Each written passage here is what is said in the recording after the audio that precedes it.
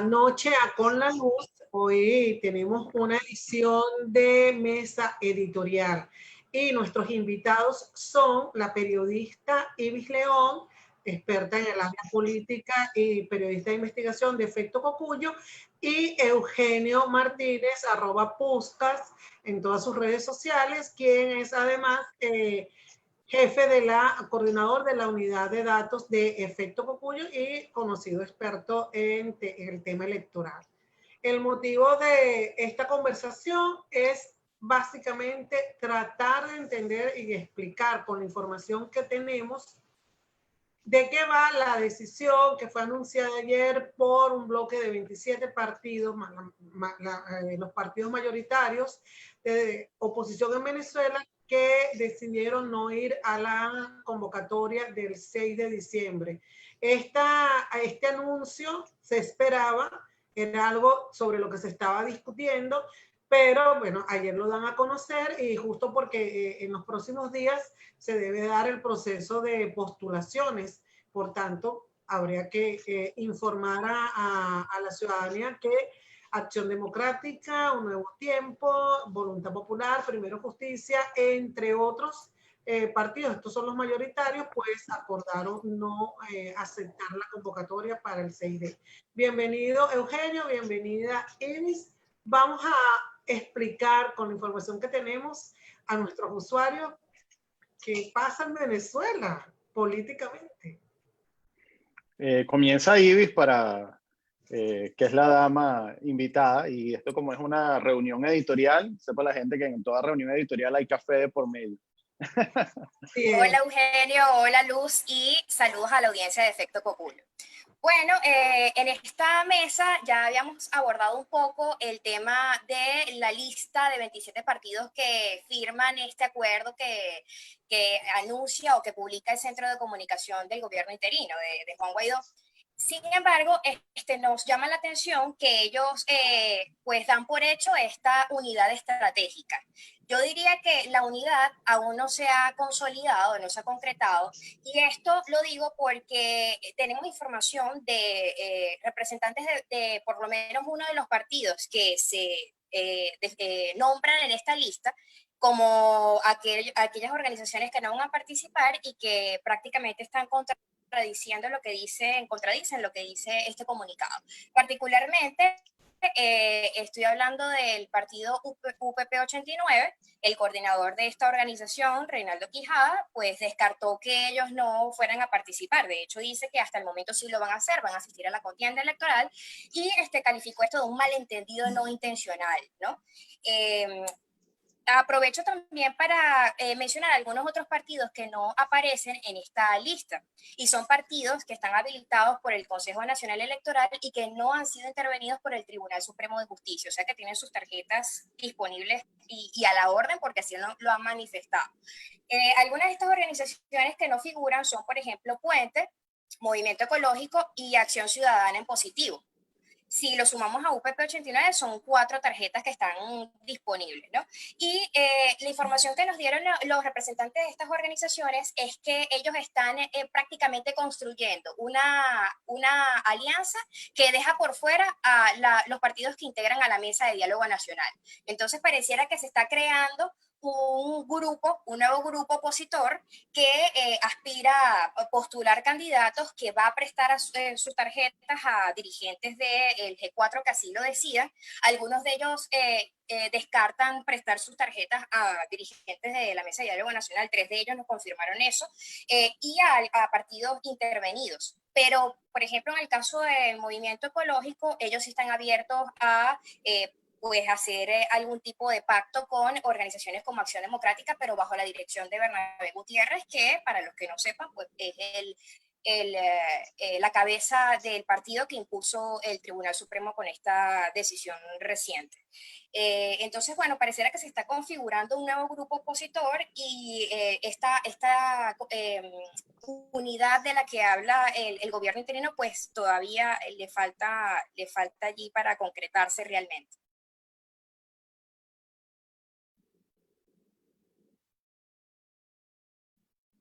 No te escucho, Luz.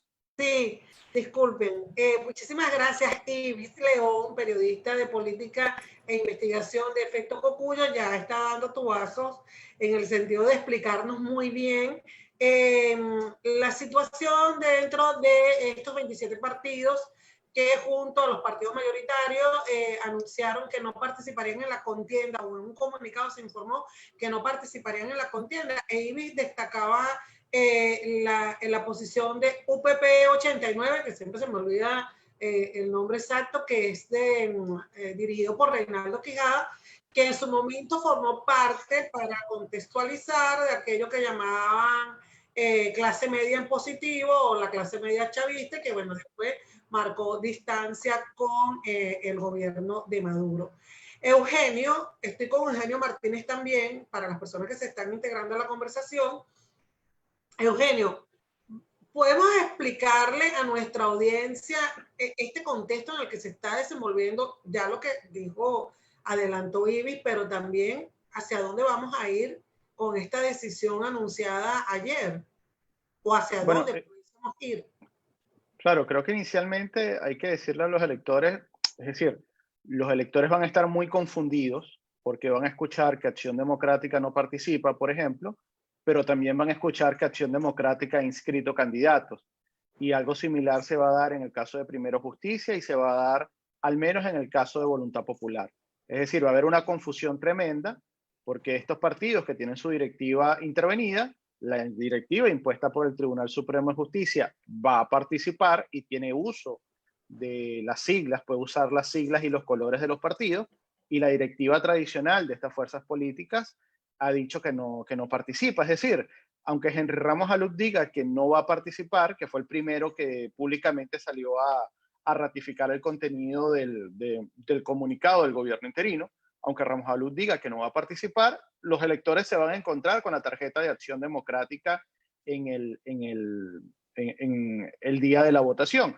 Y de hecho es bien particular esta situación porque en un escenario donde prácticamente la información ha costado en llevarse a los ciudadanos, va a ser muy difícil que el elector tradicional pueda diferenciar entre los partidos de la Mesa de Diálogo Nacional, entre los partidos de la oposición que realmente pertenecen al G4 o los partidos que están tipo satélite buscando alianzas con alguno de los grupos. De hecho, en una nota que hacía Ibis la semana pasada de un foro en la Universidad Católica Andrés Bello, del último estudio de perspectivas electorales que la Universidad Católica Andrés Bello hace con la gente de Delfos, Félix Seijas de Delfos rescataba que apenas 30% de los venezolanos saben cuáles son los partidos que integran a la mesa de diálogo.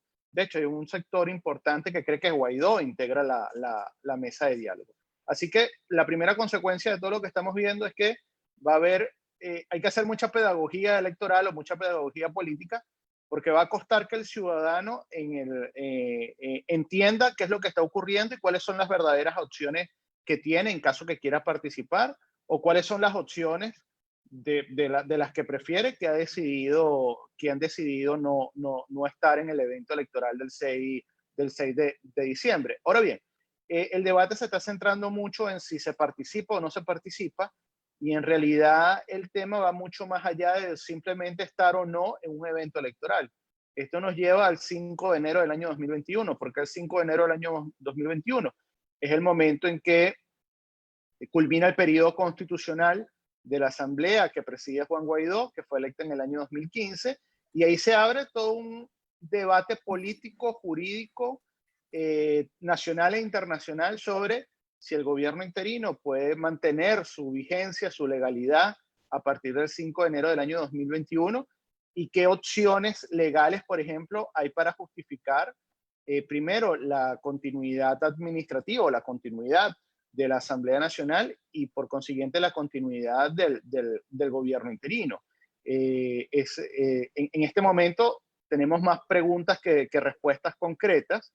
Lo que sí es cierto es que pareciera que Venezuela se encamina peligrosamente a un momento en donde no va a haber poderes públicos genuinamente constituidos o correctamente constituidos, sino que todos los poderes públicos, ejecutivo, legislativo, judicial y electoral, van a tener, por ser muy coloquial en esto, un plomo en el ala en cuanto a la legitimidad, porque no se han constituido como dicen las leyes. Gracias, Eugenio. Me gustaría que Ibis, que estuvo en este evento donde se presentó la encuesta de Delfos, también nos ampliara más sobre lo que esa encuesta demostraba. Por ejemplo, en términos de disposición de ir a votar, había un porcentaje un poco más allá del 50%, pero si no había la participación de Guaidó o del grupo mayoritario, pues esa disposición bajaba bastante. ¿Nos podrías explicar estos hallazgos de esa encuesta, Inés? Sí, de hecho esto me permite retomar el tema de la confusión de la que habla Eugenio, porque en este estudio de coyuntura nacional se encuentran unos datos bastante interesantes. La disposición a votar cae de 60% a 46% si Guaidó y los partidos que lo respaldan no participan en las elecciones parlamentarias, que es el escenario más probable porque lo confirman así con este comunicado. Pero el dato relevante acá, ese por supuesto es relevante, pero el dato que está relacionado con el tema de la confusión es que los sectores más pobres son los que tienen más alta disposición a votar, porque ven en el sufragio, en el derecho al sufragio, pues la única posibilidad que tienen para expresarse o para generar alguna especie de cambio político en el país. Y si a esto le sumamos el tema que señala Eugenio de los partidos intervenidos y la confusión que esto puede generar porque van a hacer campaña con las siglas y los colores de estos partidos, y el hecho de que no hay DirecTV que tenía una alta penetración también en un sector de la población, hay mucha desinformación lo que contribuye a la confusión, y esta confusión posiblemente la van a usar a su favor los partidos que así decidan participar, específicamente los partidos que fueron intervenidos por el TCJ. Gracias. Se está sumando mucha gente a la conversación. Bienvenidos todos. Estoy hablando con Ibis León de Efecto Cocuyo, periodista de política y de investigación, y con Eugenio Martínez también de la Unidad de Datos de Efecto Cocuyo, además experto electoral. Y les quería clarificar porque algunas personas están diciendo no son elecciones. Fíjense, no estamos tomando posición en esta conversación en el sentido siguiente. Hay muchísima desinformación y mucho vacío de información, por lo tanto nosotros creemos que es prudente que la gente se informe de lo que está ocurriendo. Eso por una parte. Sobre la posición ya tocará después, seguramente cada quien podrá expresar su posición. Y luego, pues, nos guste o no, lamentándolo mucho, yo creo que para el país, para la fuerza democrática del país, de todas maneras ha sido convocado un evento electoral para el 6 de diciembre. Y si no ocurre absolutamente nada, este evento electoral se va a llevar a cabo. Y esto va a resultar en la escogencia de una Asamblea Nacional, tal vez sin nada por muchísima abstención, porque bueno, se da también en un ambiente de COVID, pero en Venezuela recuerdo que no hay quórum de participación, es decir, las elecciones se dan y gana el que obtenga la mitad más uno, sin importar la cantidad de personas que hayan ido a votar. No hay segunda vuelta tampoco. Entonces, por eso es que consideramos tan importante que la gente se informe no solamente sobre el proceso, sino tal vez este punto que asomó Eugenio en su participación, pues sí, la oposición mayoritaria, democrática, que está ahora en la Asamblea Nacional y que conforma el gobierno interino, no va a elecciones y el evento electoral se lleva a cabo, pues, ¿qué va a pasar el 5 de enero? Entonces ahí, Eugenio, me gustaría que empezásemos a hablar un poco de qué escenarios se pueden estar manejando respecto a ese 5 de enero.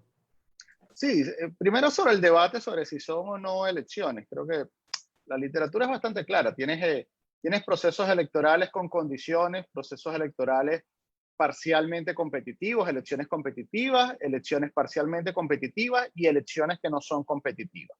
Generalmente esas elecciones que no son competitivas o parcialmente competitivas ocurren en los autoritarismos electorales, en los llamados autoritarismos electorales.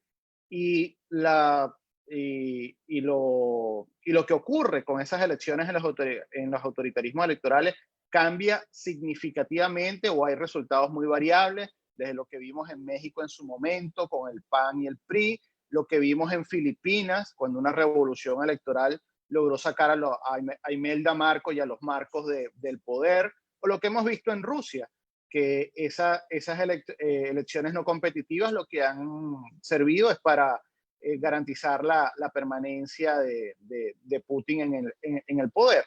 Ahora bien, más allá de ese debate que puede sonar académico sobre si son elecciones competitivas o no, el hecho concreto es que hay un evento constitucional el 5 de enero del año 2021, que es el cese del periodo para el cual fue electa la Asamblea Nacional en el año 2015, cuya permanencia o cuya vigencia le da piso político y jurídico y legitimidad además al gobierno interino. Así que si no se participa en el evento del 6 de diciembre porque no se le reconoce como elección o porque se considera que no son unas elecciones competitivas, se abre el debate sobre cómo afrontar, no solamente a lo interno de Venezuela, sino en la comunidad internacional, todo lo que venga después del 5 de enero, donde vamos a tener, si no cambia nada esta hoja de ruta, la Asamblea Nacional electa en el año 2015, con diputados en el exilio, con diputados en Venezuela que permanecen en sus cargos algunos y que otros deciden abandonar esa postura de diputados, como ya lo han ido avanzando en privado, por ejemplo, una asamblea electa en el año 2020 sin la legitimidad internacional, pero con algún tipo de reconocimiento en lo interno, y la Asamblea Nacional Constituyente, que todavía no sabemos cuál es el norte que va a tener o cuál va a ser el destino que va a tener la Asamblea Nacional Constituyente. En líneas generales no es un debate que pueda despacharse a la ligera ni que pueda desestimarse, porque en buena medida la continuidad del gobierno interino depende mucho de la continuidad del gobierno de Donald Trump en los Estados Unidos. No podemos vaticinar que Donald Trump no vaya a ser reelecto, está mal en las encuestas, es cierto, pero todavía faltan 4 meses para la elección presidencial de noviembre. Pero en buena medida el gobierno interino depende de la continuidad de Donald Trump y también va a depender de cómo la Unión Europea analiza o interpreta la continuidad de la Asamblea Nacional electa en el año 2015 y la continuidad del gobierno interino. De hecho, todos los esfuerzos diplomáticos que siguen ocurriendo para tratar de parar esa elección o para lograr que esa elección tenga condiciones que la hagan competitiva o semicompetitiva, están orientados a evitar que lleguemos a un escenario que pueda abrir una caja de Pandora. Insisto en el tema que a partir del 5 de enero, si esto no cambia, Venezuela va a ser un país en donde ninguno de sus poderes va a estar legítimamente constituido. Y eso nos va a provocar un debate aún mucho más complejo del que tenemos en este momento.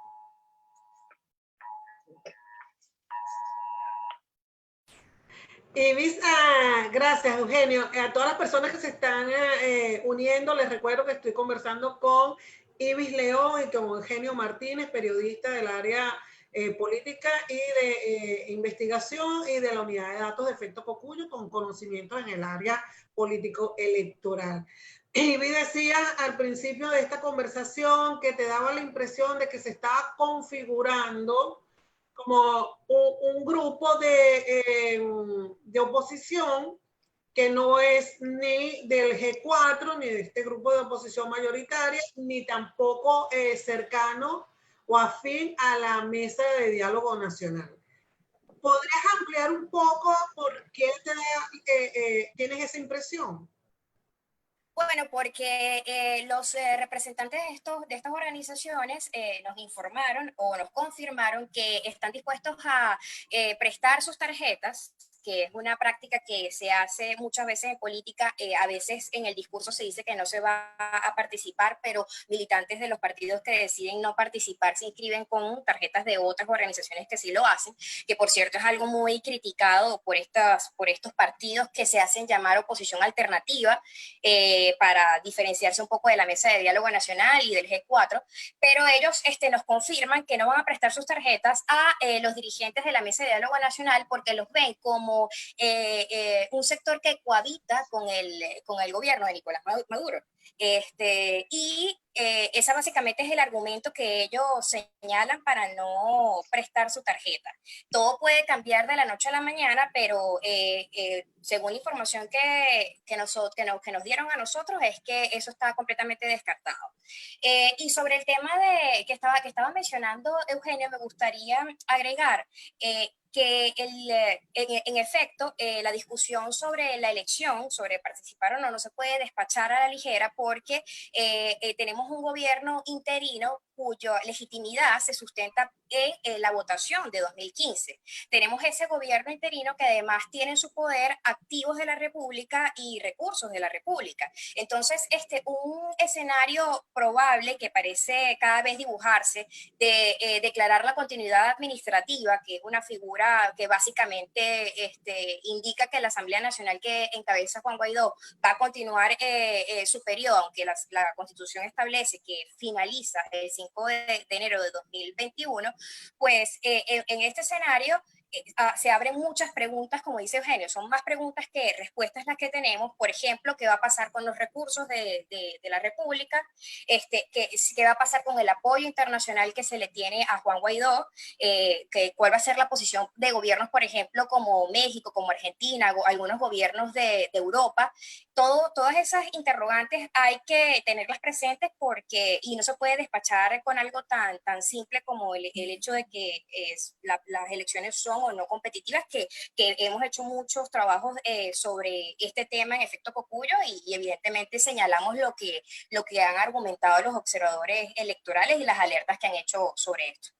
Muchísimas gracias. Estoy conversando con Ibis León. Excelente, Ibis, esa clarificación y esas dudas que se abren pues a raíz de si se produce el evento electoral y no participa, como ya lo anunciaron, los actuales miembros de esta Asamblea Nacional. También estamos con Eugenio Martínez, @Pusca, experto electoral y también miembro del equipo de Efecto Cocuyo. Llegan preguntas de nuestra audiencia digital. Tenemos al usuario Layton Caracas. ¿Es posible hacer una elección en pandemia, sabiendo todo el proceso previo que lleva a las elecciones? Y también Jorman, @Jorman Manrique, nos dice, ¿qué ocurre con los venezolanos en el extranjero? ¿Abrirán el padrón electoral? Bueno, Eugenio ha escrito sobre esto, Ibis ha escrito sobre esto, entonces le doy la palabra a Eugenio y si Ibis considera que hay un remate, toma después la... Bueno, el primer punto es recordar lo que ocurrió en República Dominicana. República Dominicana hizo su elección presidencial el 5 de julio y esa elección significó un rebrote significativo de los casos comunitarios de COVID, lo que llevó al país a estar nuevamente en alerta roja, al cierre total por el rebrote. Las elecciones que no cumplen con las normas mínimas sanitarias que se han ido imponiendo internacionalmente corren el riesgo de ser un factor pueden convertirse en un factor de riesgo para los electores, para los ciudadanos, para el personal electoral, incluso para quienes deciden no ir a votar, porque lo que vamos a ver el 6 de diciembre, independientemente de la participación, es que hasta el día de hoy el CNE ha desestimado la mayoría de las normas sanitarias y está convirtiendo la elección del 6 de diciembre en una fuente potencial de contagios de COVID. Ahora bien, aquí también hay un debate sobre la posposición de esa elección, porque entramos nuevamente en el tema constitucional. Es sencillo posponer una elección mientras no se ha vencido algún lapso constitucional. No es el caso de Venezuela. El debate también está en Estados Unidos. Por ejemplo, el presidente Trump dijo que había que posponer la elección de noviembre por la pandemia. Bueno, ya hay todo un debate legal sobre por qué no es posible posponer la elección a pesar de la pandemia. Aquí lo que habría que hacer, o en el caso de Venezuela, si no se puede posponer por un acuerdo político, es tratar que la elección cumpla con la mayoría de los estándares sanitarios internacionales que hasta el día de hoy no no se están cumpliendo. Quería apuntar ahí lo siguiente también, porque Eugenio enfatiza sobre el mandato constitucional. Digamos que la Constitución establece que la elección del Poder Legislativo se hace cada 5 años y que el 5 de enero se instala la primera sesión de este Poder Legislativo. Por tanto, ese lapso está contemplado en la Constitución. Lo que no está contemplado en la Constitución, y por eso han jugado mucho con eso, es la fecha o el mes de la elección. Es decir, la Constitución establece que la elección se haga en diciembre, en septiembre del año previo al vencimiento del periodo constitucional legislativo. Por eso es que en algún momento la elección en el 2010 se hizo en septiembre, la elección presidencial, que no tiene que ver con esto, pero que también se movió ese lapso, se hizo una vez en octubre, en el 2012, y por eso también existía la posibilidad de que el evento electoral venezolano no se llegase a diciembre, sino que se hiciese antes. Este es solamente un punto para clarificar la diferencia de por qué en algunos casos se ha movido la fecha de la celebración de la elección, pero lo que no se puede mover porque está establecido en la Constitución es la fecha de la apertura del inicio del periodo legislativo. Sigamos. Sí, sobre el tema de los venezolanos en el extranjero. Lo primero que hay que hacer con los venezolanos en el extranjero es poder dotarlos o que recuperen su derecho a la identidad. La mayoría de los venezolanos en el extranjero han perdido ese derecho humano porque no pueden acceder a documentos de identidad del país de donde son originarios, en este caso de Venezuela. Mientras los venezolanos en el extranjero no recuperen su derecho a la identidad, es prácticamente imposible hacer un padrón de votantes de quienes están afuera. De hecho, al día de hoy solamente están inscritos para votar fuera de Venezuela 110.000 personas, aunque han emigrado 5 millones y se considera que dentro de esos 5 millones debe haber 4 millones de electores potenciales. Es un problema bastante complejo que requiere voluntad política, técnica e incluso recursos para armar ese registro electoral en el extranjero. Desafortunadamente, en este momento eso no va a ocurrir. De hecho, para las elecciones parlamentarias no se puede votar fuera de Venezuela, aunque ahora tenemos una circunscripción nacional para elegir diputados de ámbito nacional, que tranquilamente los que están afuera pudiesen votar por ellos, pero es otro debate. Lamentablemente no está previsto que los venezolanos en el extranjero participen en el proceso parlamentario. Si se abre algún tipo de negociación y se logra negociar, por ejemplo, una elección presidencial o un referendo revocatorio, habría que ver si en esa negociación entra la posibilidad que los venezolanos en el extranjero puedan firmar por el referendo y puedan votar en el referendo. Seguramente será un punto de honor de algún bloque político impedir que el venezolano que está en el extranjero pueda participar. Estamos hablando de 4 millones de votos potenciales o de electores potenciales que en esa magnitud dejan de ser simbólicos para seguramente incidir significativamente en el resultado de un proceso electoral. Gracias, Eugenio. Ibis, tenemos ya se está acercando el fin de nuestra conversación hoy. Muchísimas gracias. Pero quería saber si teníamos claro en el cronograma electoral que corresponde en los próximos días. Se abre el periodo de postulación, ya se cerró el periodo de actualización del registro electoral permanente. Sí, en esta semana solo están previstos como los procesos que complementan ese periodo que abrieron para la inscripción y la actualización de datos en el registro electoral. Es como el proceso para la depuración de ese registro electoral. Las candidaturas se van a abrir del 10 al 19 de agosto. Y allí, bueno, vamos a poder ver cuáles organizaciones finalmente van a participar y cuáles son los candidatos. Me gustaría agregar sobre el tema de los electores fuera del país. Ciertamente, Félix Seijas de Delfos señalaba o estimaba que en la elección la participación es muy probable que no supere el 40%, porque si se consideran el tema de la pandemia, las dificultades que existen en este momento, está el tema de la gasolina, que aparentemente se ha resuelto momentáneamente, pero no sabemos si para la fecha de las elecciones estará también garantizada para el tema de la movilización, si se considera que el 10% del registro electoral está fuera del país, tomando en cuenta esos 5 millones que se han ido al exterior. Y el tema de la pandemia, pues obviamente es un tema, es algo que preocupa muchísimo a los observadores electorales, a los ciudadanos en general, y parece que del sector chavista no hay todavía intenciones de adelante este proceso electoral.